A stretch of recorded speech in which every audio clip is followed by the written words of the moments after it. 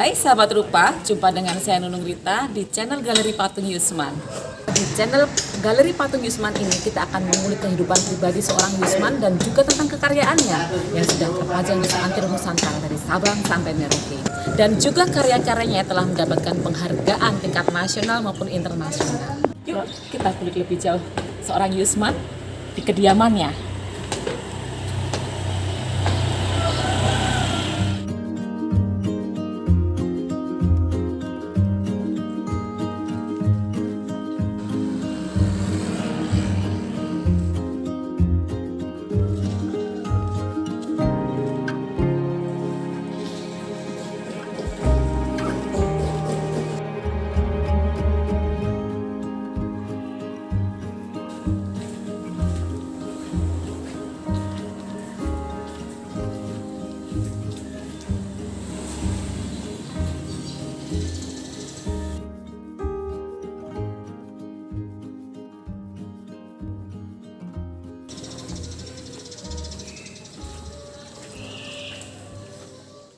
Sahabat rupa, kita sudah sampai di ruang workshop studio Patung Yusman. Di sini kita bisa lihat karya-karya semegah ini. Untuk sampai ke titik ini, tentu saja Yusman telah melewati sejarah panjang dalam kehidupannya. Mau tahu lebih dalam bagaimana tentang Yusman dan bagaimana sejarah Indonesia di mata seorang Yusman? Yuk, ikuti saya.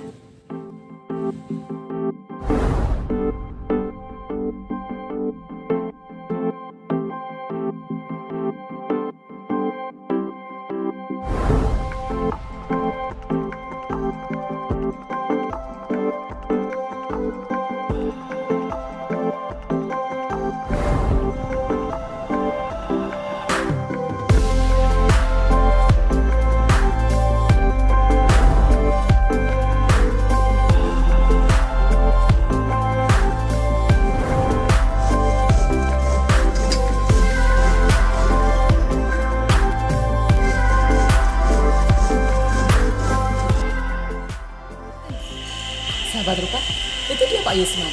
Yuk kita dekati beliau.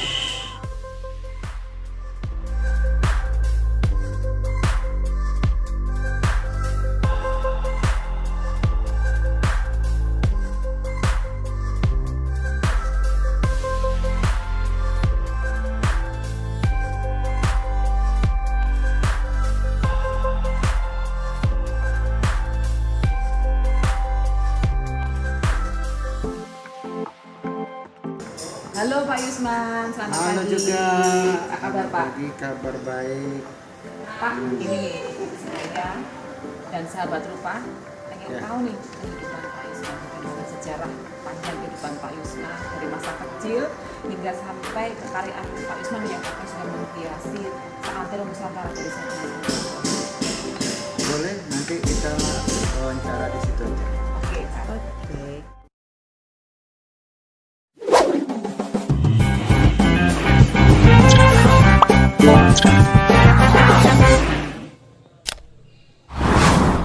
Pak Yusman, dari buku Pak Yusman yang saya baca yang judulnya dari Pasaman ke Istana Presiden, kita kan bisa membaca nih sejarah masa kecil Pak Yusman. Pak Yusman bisa ceritakan nggak dari mana asal Pak Yusman dan bagaimana masa kecil Pak Yusman, siapa saja yang berpengaruh pada hobi Pak Yusman tentang seni rupa? Apakah memang patung ini berasal dari hobi masa kecil Pak Yusman hingga berpengaruh ke jalan kesenimanan dan jalan karir Pak Yusman sampai saat ini? Oh iya, ini sahabat rupa ya? Iya Pak. Ya, begini. Saya itu sebetulnya dari kecil sudah pertama itu yang saya rasakan saya hobi melamun. Ini enggak tahu entah gimana. Terus saya sebelum masuk SD saya sudah bisa menggambar. Karena lingkungan saya ternyata waktu saya di panti, ini di panti. Kalau saya kelahiran dari Sumatera Barat, sekarang Pasaman itu. Pasaman itu sekarang udah dibagi dua. Satu Pasaman Barat, satu Pasaman Timur. Nah, saya dari dulu cuma satu Pasaman. Jadi saya anak seorang pegawai perikanan darat. Jadi umur 4 tahun saya tinggal di Rawo. Nah, di Rawo itu 4 tahun sampai umur 7 tahun saya pindah ke Panti. Panti itu maksudnya nama daerah atau nama Panti apa? itu nama daerah, nama kecamatan. Oh, oke. Nah, dulu satu kecamatan Rauma Patunggul, sama sekarang udah berkembang lagi. Panti udah sendiri lagi. Nah, jadi dari situlah sebetulnya ketika saya di Rau umur 4 tahun, saya selalu dinasihati oleh ibu saya. Kalau saya panggil ibu satu mak saya. Jadi kalau yang paling terkenalnya seorang pegawai negeri, mungkin sekarang pegawai negeri itu udah enak hidupnya, udah berapa kali dinaikkan itu gajinya. Tapi pada saat itu di tahun 70 dan tahun 71, 72, 73 itu mungkin untuk pegawai negeri nerima gaji, katanya nerima gaji untuk gaji sebulan itu cukupnya cuma untuk seminggu atau 2 minggu. Itulah.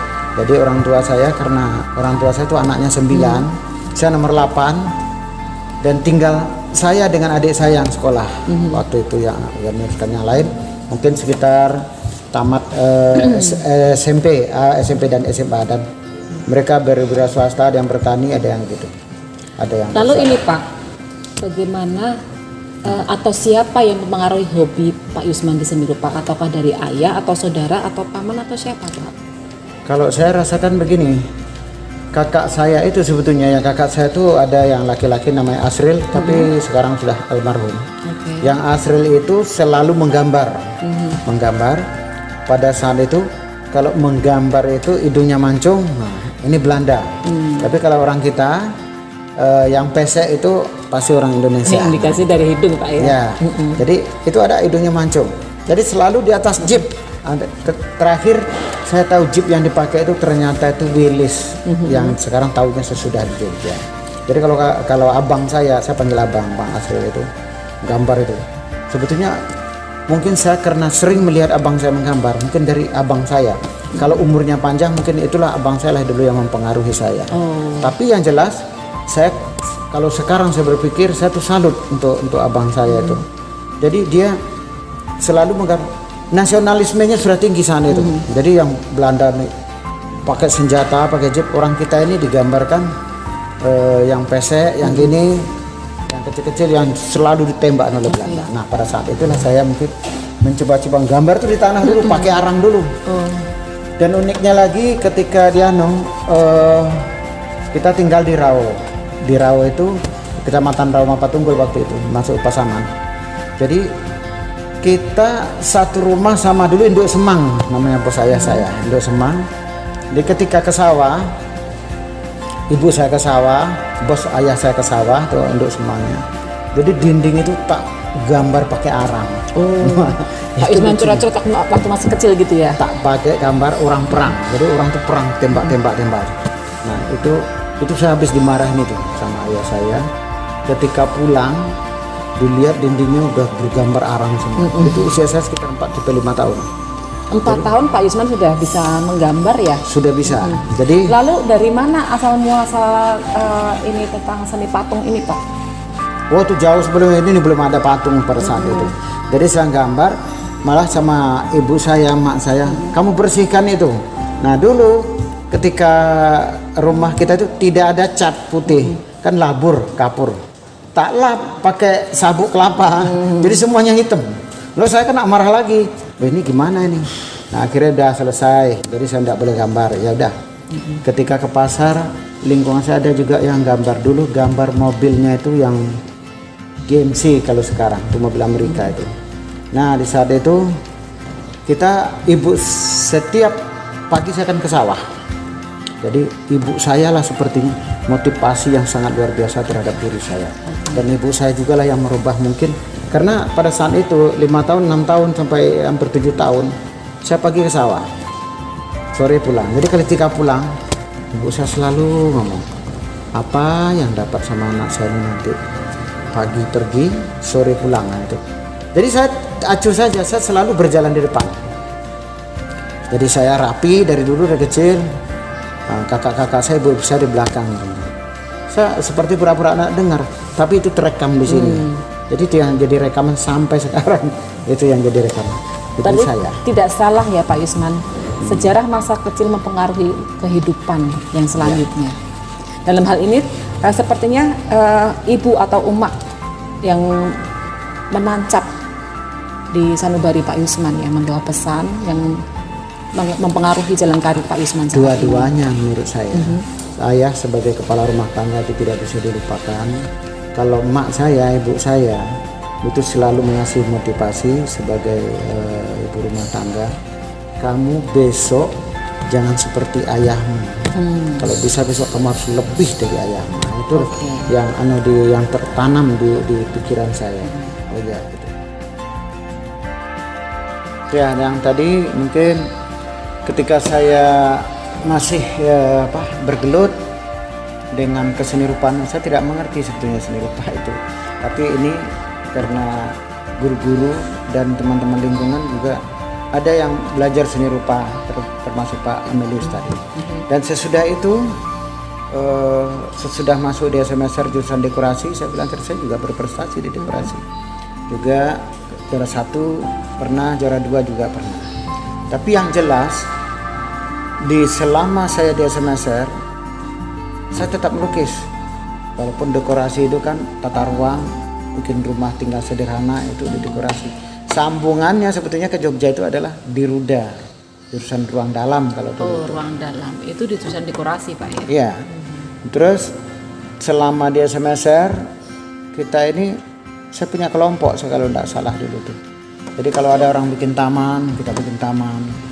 Ada orang bikin baik taman batu, patung, saya belum ketika di SMSR. Jadi saya banyak bikin taman. Kalau ada rumah orang yang bagus, kita buat desainnya, kita datangi rumah itu, Pak mau bikin taman apa enggak? Itu di masa Pak Itu Yusman di masa SMSR. SMSR. Jadi kita tuh sebetulnya kreativitas itu perlu. Jadi itu. Nah, selama di semester, tapi ketika selama di semester saya tidak pernah terbayangkan akan ke Jogja. Cuma kita ya namanya anak sekolah ya SMSR atau SMA hura-hura. Iya. Tapi saya di olahraga saya tetap eksis. Nah, cuman yang kita yang kita nih mau kemana? Terpikirnya bagi saya ketika saya mau ke Jogja, terpikir secerah 6 bulan mau tamat. Saya ini mau kemana ini? Bagaimana Pak itu awalnya kok tiba-tiba terbersit keinginan untuk ke Jogja? Ya, ide itu sesudah melihat, saya orang Minang, saya orang Melayu, melihat ke yang sudah. Melihat ke yang sudah ini, apa-apa yang sudah terjadi itu jadi guru. Karena itulah orang Minang tuh, alam takambang jadi guru itu seperti itu. Kita bisa melihat alam ini, dan alam ini juga guru kita. Terus apa-apa yang terjadi sebelum kita itu juga guru. Contoh, misalnya guru-guru kita berapa sih orang-orang yang berprestasi sebelum saya. Terus kalau dia tidak berprestasi dan dia jadi guru, kembali ke petani lagi. Terus saya tidak mau jadi ke petani lagi dalam hati saya. Saya sudah bersawah, sudah berladang, berkebun, itu sudah biasa saya karena ikut orang tua saya. Tapi sekarang sesudah 6 bulan mau tamat, saya harus ke Jogja. Yang terpikir saat itu, saya harus ke tempat Afandi. Mau jadi pembantu Afandi pun tidak apa-apa, yang penting ke Jogja. Itu pernah tak ucapkan lagi ketika saya pemeran tunggal di tempat Pak Afandi. Ternyata di situ. Nah, tapi gimana ketika ini kita bicarakan sama orang tua, ibu saya nangis sampai 4 kali. Itu tapi tidak mengizinkan maksudnya. Tidak mengizinkan. Iya. Karena jangankan Jogja, Jakarta itu jauh. Tahun 85, 84, 85. Belum ada sanak saudara, tidak ada siapa-siapa. Nah, tapi saya bilang ke adik saya, tolong bilang ke ibu nanti saja. Diizinkan, tidak diizinkan, saya tidak berangkat. Dikasih uang, tidak dikasih uang, saya tetap berangkat. Itu akan saya kokoh ya pendirian Pak Yusman untuk berangkat ke Jogja. Itu akan saya sampaikan ke ibu saya, ke emak saya. Tapi itu belum saya sampaikan. Kata adik saya, mak saya udah mengizinkan. Nah itu.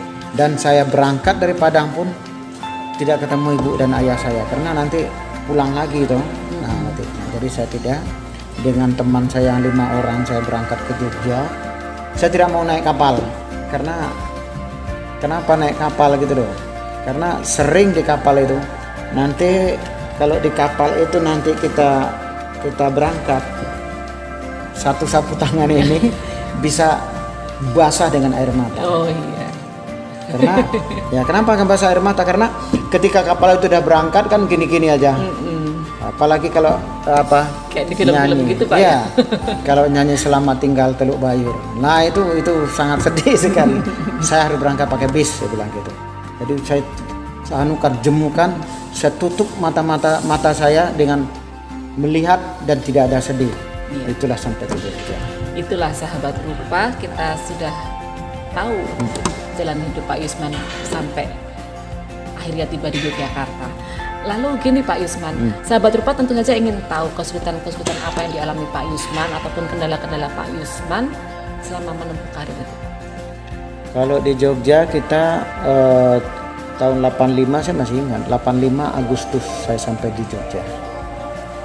Terus kita latihan Malioboro, latihan di alun-alun, Candi Prambanan, Borobudur. Kita bikin sketsa situ, kita melukis. Itu dilatih oleh kakak kelas, itu termasuk Zulhelman. Sekarang udah almarhum Dr. Budi Wirman, sekarang dokter, dosen di KIP Padang. Dr. Kamal, sekarang dokter semua tuh teman-teman saya, kakak kelas saya 1 tahun. Yatman Amir yang satu rumah udah almarhum. Dan Hendra Buana termasuk itu yang melatih kita waktu itu. Wah, ternyata seru sekali ya Pak Yusman ya, perjalanan masa kecil Pak Yusman yang menekuni hobi seni rupa. Ada nggak Pak kisah-kisah yang terselip di waktu-waktu sekolah yang itu merupakan keteguhan hati Pak Yusman yang terus Pak Yusman pertahankan hingga memotivasi Pak Yusman sampai saat ini? Sebetulnya saya dibilang orang mempunyai kok berbeda dari yang lain gitu loh. Jadi saya di SMP karena saya di olahraga, tadi saya ceritakan saya juara 1 loncat jauh Kabupaten Pasaman, saya ketua pramuka. Nah, saya waktu di SMP melihat teman-teman ini, saya tidak mau kalah. Jadi pokoknya kalau yang di dalam kelas itu saya harus juara 1. Itu tekad saya, tapi itu tidak pernah saya sampaikan. Karena itu nanti akan menjadi sama teman-teman. Nah, tapi saya ketika teman saya, tahun sekarang saya juaranya. Tapi saya bilang, besok tahun depan, semester depan aku yang juara, kamu tidak ada apa-apanya. Sudah itu punya kepercayaan diri gitu Pak ya? Ya. Nah, gimana? Kenapa saya bisa menjadi itu? Karena saya membaca komik dari jam 6 sore sampai jam 6 pagi, saya tidak pernah tidur. Bahkan bisa tahan seperti itu Pak? Ya, bahkan baca komik itu ada satu komik yang saya pernah baca, itu kisah Dian dan Mama. Saya tidak tahu siapa pengarangnya, apakah Ganes DH atau Jair atau Han, saya lupa. Tapi komik itu memotivasi saya sangat luar biasa. Nah, sekarang karena saya sudah punya persaingan sama teman-teman, jadi yang juara ini kan kayaknya kan orang juara itu kan agak mungkin ada rasa sombongnya. Yeah. Tapi dia tidak tahu. Saya sudah bertekad, saya akan mengalahkan kamu semester depan. Dan itu terbukti. Kembali saya ke komik saja saya baca dari jam 6 pagi sampai dari jam 6 sore sampai jam 6 pagi. Aku tidak ngantuk. Kenapa saya membaca pelajaran saya 10 menit, 5 menit saya ngantuk. Sudah ngantuk. Nah, jadi yang jelas komik ini tidak ada apa-apanya saya pada pikiran saya saat itu. Sementara pelajaran saya ini untuk masa depan saya. Nah, sekarang bagaimana saya mau merubah komik itu? Buku saya, pelajaran saya yang sekarang tak jadikan komik. Gimana cara jadikan? Jadi semua buku yang besok yang dipelajari minggu depan tak masukkan ke saku. Di mana saya duduk, saya baca. Persis seperti komik. Itu tidak bisa semua orang melakukan. Katanya teman-teman waktu yang saya cerita, guru saya juga seperti itu. Nah, ketika sudah dekat, itu waktu itu Pak Jainal juara 1 itu dikasih hadiah di kelas itu. Nah, ketika saya juara 1 dengan perjuangan saya seperti itu, dan saya tidak dikasih hadiah, nah itu loh. Jadi rasa kecewa itu betul. Tapi saya tidak apa-apa terhadap guru ya. itu Pak ya? Ya kecewa. Makanya mulai untuk sekarang sebetulnya hadiah itu tidak perlu besar, tapi penghargaan untuk anak-anak itu harus diwujudkan dan harus dikasihkan. Berapapun nilainya, berapapun besarnya, diamplopi. Kalau zaman dulu itu kan buku saja kita kasih kotak, kita kasih kertasnya itu, sampul ya, Pak, sampulnya itu nanti dibuka di rumah itu kan, itu rasa satu kebanggaan yang sangat luar biasa. Nah itulah tekad saya waktu ketika SMP, saya bisa ngalahkan dia tanpa dia tahu, dengan cara dengan merubah cara buku pelajaran menjadi komik, gitu Pak ya. Oke, itu sebuah trik yang ini Pak ya, luar biasa di saat usia Pak Yusman, di saat SMP itu ya, bisa mensiasati keadaan, dan itu yang mengubah pola pikir Pak Yusman ya. Harus menang di tahun mendatang, harus menjadi juara di tahun mendatang. Oke sahabat rupa, itulah tadi cerita di masa kecil Pak Yusman yang begitu kokoh dalam pendiriannya, ingin berprestasi. Itu menjadi contoh bagi kita semua, terutama anak-anak muda, menjadi toladan bagi kita bagaimana kita harus terus mengejar cita-cita dengan gigih. Bisa dicontohkan sendiri dalam riwayat hidup Pak Yusman. Oke sahabat rupa, jangan lupa tonton terus channel Galeri Patung Yusman, dan selalu like dan subscribe dan terus nyalakan tanda loncengnya. Dadah. Sampai jumpa.